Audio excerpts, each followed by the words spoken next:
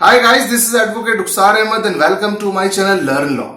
Friend, जब कभी भी हस्बैंड वाइफ के बीच में कोई डिस्प्यूट होता है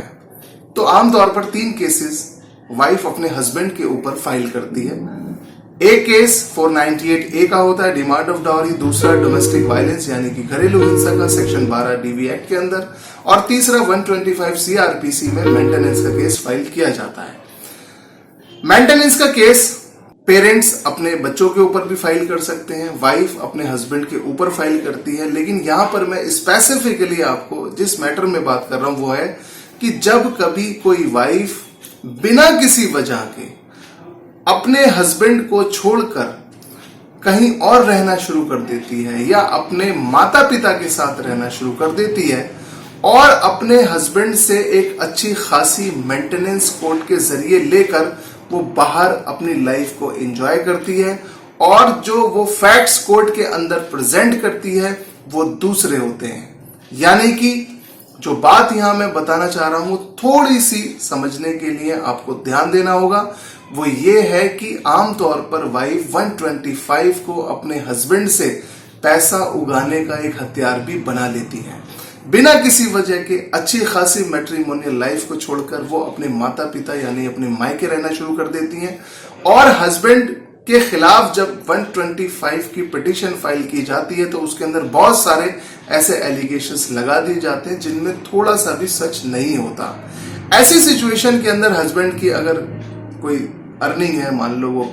30,000 रुपए महीना कमाता है, तो वाइफ को 7-8 हजार 10,000 रुपए महीना बहुत आराम से मेंटेनेंस मिल जाती है और वो 8 से 10,000 रुपए महीना की मेंटेनेंस हस्बैंड को बहुत ज्यादा भारी पड़ती है क्योंकि बिना वजह उसे अपनी वाइफ को देने पड़ते हैं। ऐसी सिचुएशन के अंदर क्या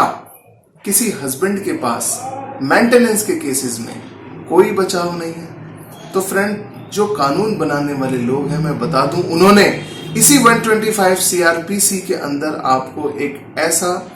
ऐसा छुपा हुआ डिफेंस दिया है जिसको एक्सप्लोर करना बहुत जरूरी है। आइए मैं आपको बताता हूं। 125 CRPC में जब आप पैरा 4 में जब आएंगे तो आप देखेंगे वहां पे either she is living in adultery, या तो वो एडल्ट्री में रह रही है तो आपको एडल्ट्री साबित करनी है, यानी कि वो किसी और के साथ अवैध संबंधों के बना के रह रही है, आपको ये साबित करना है। अगर वो अवैध संबंध में नहीं रह रही है, अपने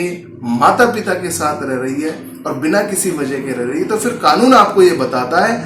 कि विदाउट एनी सफिशिएंट रीजन, बिना किसी सफिशिएंट रीजन के, बिना किसी वजह के, she refuses to live with her husband. वो अपने हस्बैंड के साथ अगर रहने के लिए मना कर देती है तो उसके हस्बैंड को 125 CRPC में मेंटेनेंस पे करने की जरूरत नहीं है। यहीं से ही हमारे डिफेंस की रूपरेखा तैयार होती है। फ्रेंड, जब भी कभी 125 CRPC का मुकदमा आप लड़ रहे हैं तो आपको इन पॉइंट्स पर ध्यान रखना है कि आपको अपने केस में साबित करना है या तो वो एडल्ट्री में रह रही है, ऐसे सबूत इकट्ठे करिए, ऐसा डिफेंस तैयार करिए, या फिर आपको ये साबित करना है कि वो विदाउट एनी सफिशिएंट रीजन रह रही है, यानी कि जो भी उसने रीजन दिए हैं वो सारे वेग रीजन है, फॉल्स रीजन है और बिना किसी वजह के, बिना किसी लड़ाई झगड़े के, बिना किसी डिमांड ऑफ डाउरी के, बिना किसी डोमेस्टिक वायलेंस के वो अपने माता पिता के साथ रह रही है। और अगर आप ये साबित कर देते हैं तो 125 CRPC के अंदर आपको उसको मेंटेनेंस नहीं पे करनी पड़ेगी।